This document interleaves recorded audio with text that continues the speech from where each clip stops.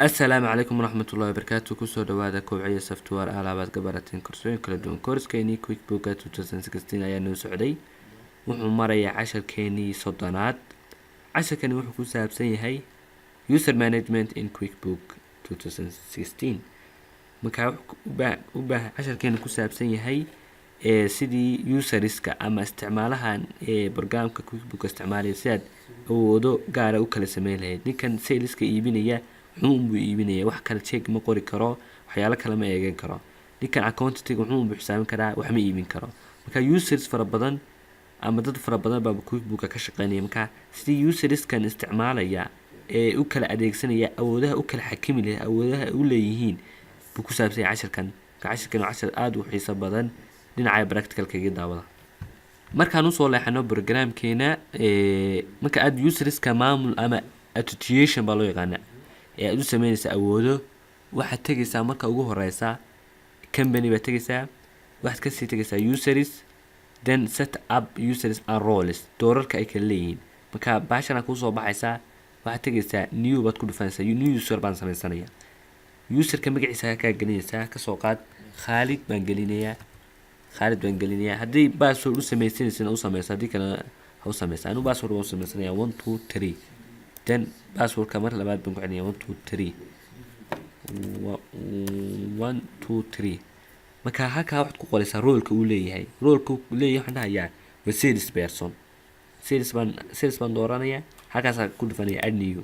marka sales buu ku darsamay. marka kuwa fara badan baagtiisa waan ku darsan karaa, waxyaalo badan, laakiin sales uma dhahaya. wuxuu u iibinaya ninkaasi, wax ma soo iibin karo xitaa. wuxuu u iibinaya xitaa check ma qori karo, oo lacag ma bixin karo, oo receivable ma sameeyay. wuxuu sameeyaa sales only. roles fara badan oo sameyn karaa, laba role oo isku dari karaa, laba door oo isku dari karaa.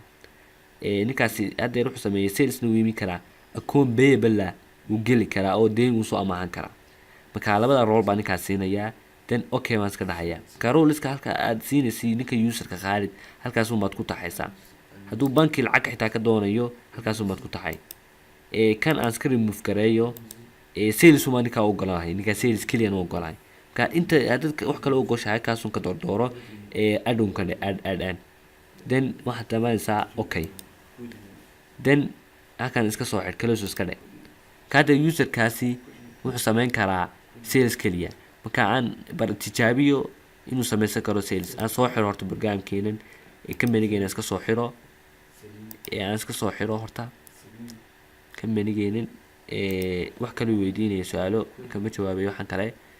marka aan saa u soo xiro, aan soo furo company-geeni, userkii Khalid baan kusoo gelayaa maadaama uu aan u sameeyay user cusub. marka halka admin-ka baan ku qoranayaa Khalid maadaama aan magac usoo sameeyay. password-kiina aan gelinaya halka 123, then okay baan dhahayaa.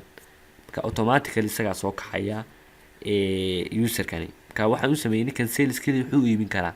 hadda ninkan wuxuu iibin karaa, laakiin wax kale ma sameyn karo. alaama soo iibin karo, deyn ma bixin karo, waxaasoo dhan ma sameyn karo, oo lacag check ma qori karo, waxaasoo dhan ma sameynayo.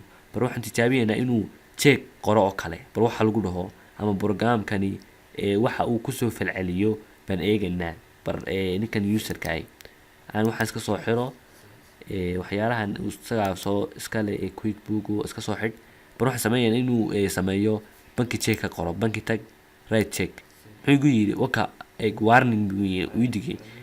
userkan awood uma leh inuu sameeyo check inuu qoro.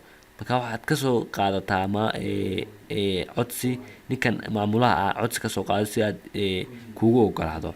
marka wax kasta haddaan alaab soo iibinayo waxaasoo weydiiday, laakiin hadduu alaab iibinayo isagu wuu ogolaanaya maadaama uu sales yahay. calculation saasaa loo sameeyaa. asxaabi casharkeena intaasaan kusoo gabagabaynayaa. wassalaamu calaykum waraxmatullaahi wabarakaatuh.